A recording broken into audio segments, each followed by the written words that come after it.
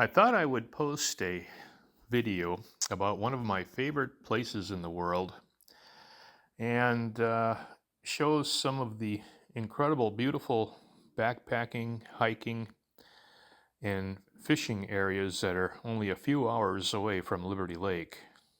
This is going to be a bit of an old man story, as I'm on my 70th lap around the sun right now, and I figure I'm entitled to do a bit of a rambling story here, so you'll have to bear with me.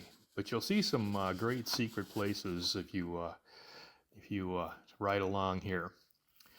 Years ago, I got into fly fishing, and I was reading about an incredible place called Kelly Creek in the Bantam Outdoor Guide, which was published in the 70s.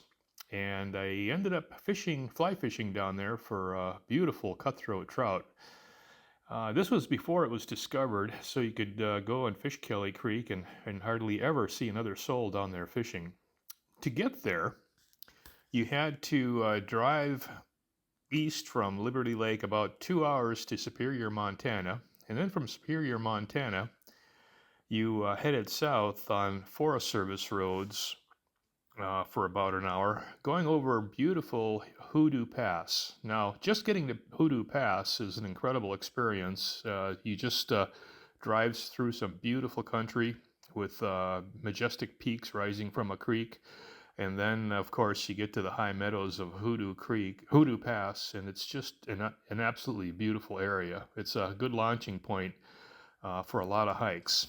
But anyway, I'm getting ahead of myself here.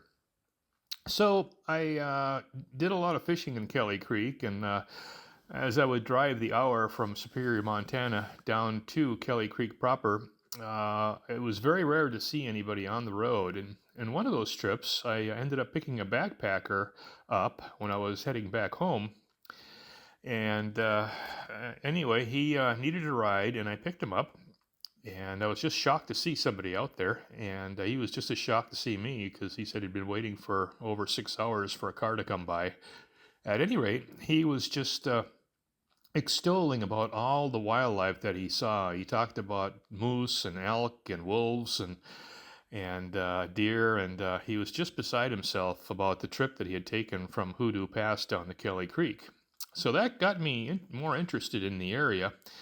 And I ended up calling the Missoula Forest Service office, and this wonderful girl named Heather ended up sending me a bunch of large maps with handwritten notes about campsites and things along the Stateline Trail, Stateline 438. They were incredible maps, and I sure credit her for getting me turned on in the area. After looking at all the maps and looking at possible routes for a mountain bike trip, I talked my good mountain biking buddy Mark to come along, and we planned a trip and launched into an epic 6-day mountain biking trip from Hoodoo Pass all along the Stateline Trail, past about 27 lakes to the very source of Kelly Creek, and then from there we rode our bikes the 20 miles or so down Kelly Creek, down to the road at Moose Creek, where we had to hitchhike our way back up to Hoodoo Pass, where we left our cars. At any rate, these are the photos from that trip. The route that we took started at Hoodoo Pass, and we went above Hoodoo Lake, and then we followed the ridge, and that's the border between Idaho and Montana there. Past Hidden Lake, which has some beautiful campgrounds in that area. Past the Heart Lakes and Pearl Lake. Dalton Lake, Trio Lakes, Goose Lake. That's also a neat place to camp, a lot of moose in that area.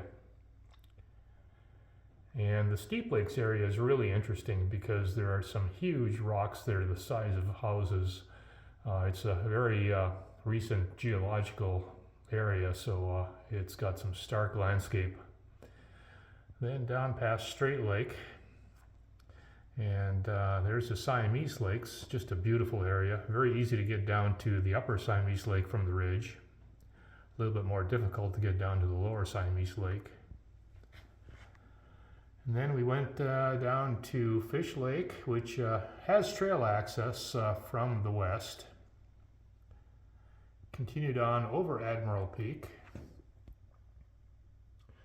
And here we went past the Cedar Log Lakes, which were to our east, and camped at Kid Lake. And from Kid Lake, it's then downhill down Kid Lake Creek down to Kelly Creek, which is down here in this area off the map.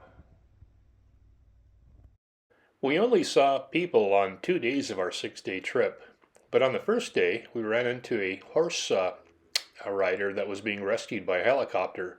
A teenage girl had been thrown off a cliff, and we waited until she was safely evacuated.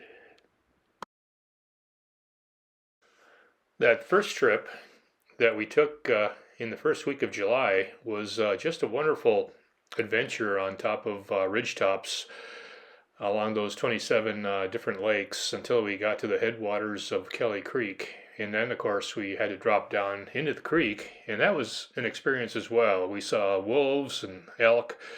We stayed one night at Hanson Meadows, which is just a wonderfully beautiful place.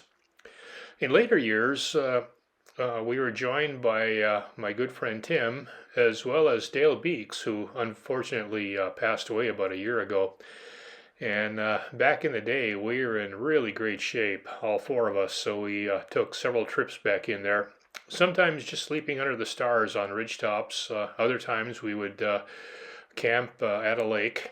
And Tim was a wonderful cook. We would wake up to the smell of huckleberry muffins being baked in the morning on his Dutch oven, and in the evenings, of course, he would cook up some of the fish that we caught. The fish in some of those mountain lakes are just ferocious in the summer as the feeding season is so short. Here are some of our campsites. As I said, we camped at either lakes or on top of ridge tops.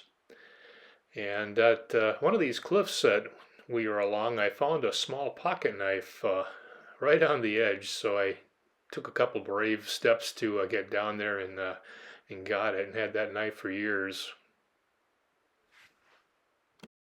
A large portion of this area is now the proposed Great Burn Wilderness, and mountain bikes are no longer allowed in that area, which I think is kind of silly.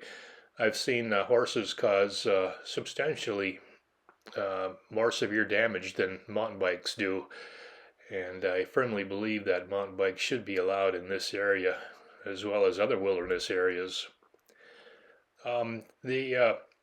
We've had some great experiences sleeping under the stars. 2 times up there we've had owls hovering right above our sleeping bags, and it's pretty neat to be lying there and suddenly the stars blot out and there's a totally noiseless owl hovering just 3 feet above the sleeping bag. Occasionally we would take our bikes along Stateline Trail 738 to a jumping off point where we would then bushwhack on foot to some of the outlying lakes in Montana. I remember at one of those lakes we actually got chased away by a moose and 2 calves. We also went to Leo Lake bushwhacking and over the ridge to another unnamed lake.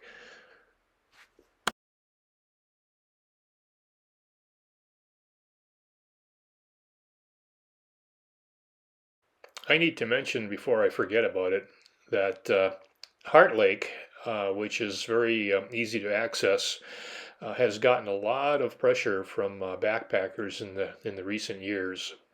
This has caused some problems in the area due to the lack of toilet facilities, and then the mountain goats have become habituated to the people there, as well as the salt and the human waste products. So I would tend to avoid Heart Lake just based on how many people you're likely to find there. As you can see from most of these photos, we've really enjoyed ridgetop travel more than anything. and then just dropping down into the lakes to take a bath or do some fishing or possibly camp. In the last couple of years, I've been going in there off of Hoodoo Pass and also up from Fish Lake. And it's just a great area. If you do go, be prepared for sudden and extreme weather changes. Just last summer, I was up there, and the winds during the night got up to 40 miles an hour and was nowhere to be seen on a weather prediction. You can have snow in September and just massive weather changes, so be prepared for anything if you do go over there. It is a fantastic area, and I would certainly suggest anybody interested in some backpacking or even some day hikes to check it out. That's it for now. Enjoy our area. Thanks for watching.